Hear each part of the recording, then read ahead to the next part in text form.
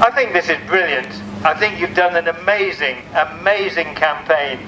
I think you've shown energy and imagination and captured people's imagination. So well done to you. You're the first in the line. Brilliant. Well done. We had a chat with Lynn Golby and about this a few weeks ago, and I must say the excuses were just pathetic. The excuses were pathetic. It was, we can't afford it, we can't afford it, we'd love to pay it. But your profits have just gone up through the roof. How come you can't pay it? Of course you can afford to pay it. They said, oh, the shareholders need their profits. They said the shareholders' profits have to come first. But not at the expense of the people who work there. Not at the expense of paying people money they can't live on. Absolutely not. So that won't wash.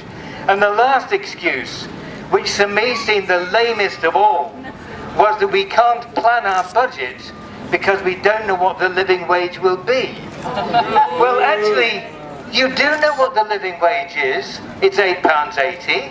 And you can make a fair guess what it'll be in a year, because it should go up by inflation. So add on 2 or 3% and make that the basis of your calculation.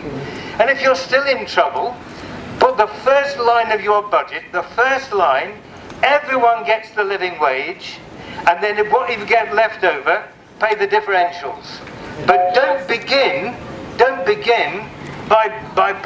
by assessing the money at the top and dividing the crumbs for everyone else. Start by paying the living wage. Low pay bedevils so many people, and we keep hearing about the recovery. And this great recovery, how Britain has turned the corner. But actually, of course, it hasn't for many people. This is a society of food banks, of low pay, of unemployment, of underemployment, which is a key thing, of many people who would like a full-time job, but don't get it, and then don't appear on the unemployment register. So a massive underemployment, benefit cuts, and all the cuts we know about. So this is not a recovery for everyone. This is a recovery for the top. And did you see the figure that came out, I think it was yesterday? Top people's pay, the directors of the FTSE 100, their pay is 180 times the average. 180 times the average. I mean, that is staggering. And then they have the cheek to say, you should be feeling the effects of the recovery. I mean, what absolute nonsense that is. But I think one thing is important to remember. They talk about the system failing us.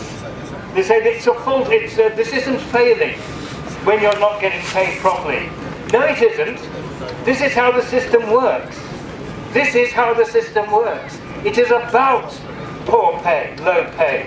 It is about imposing, getting cheap labour to boost their profits. It's about 0 hours contracts. This is when the system works properly for them, that they can cut you down to size when you're when the trade unions are weak. This is when their system is working well. This is what they want. This is why they have their anti-trade union legislation. So let's be aware, this is their system working properly. And if we want a fair system, then we've got to start again.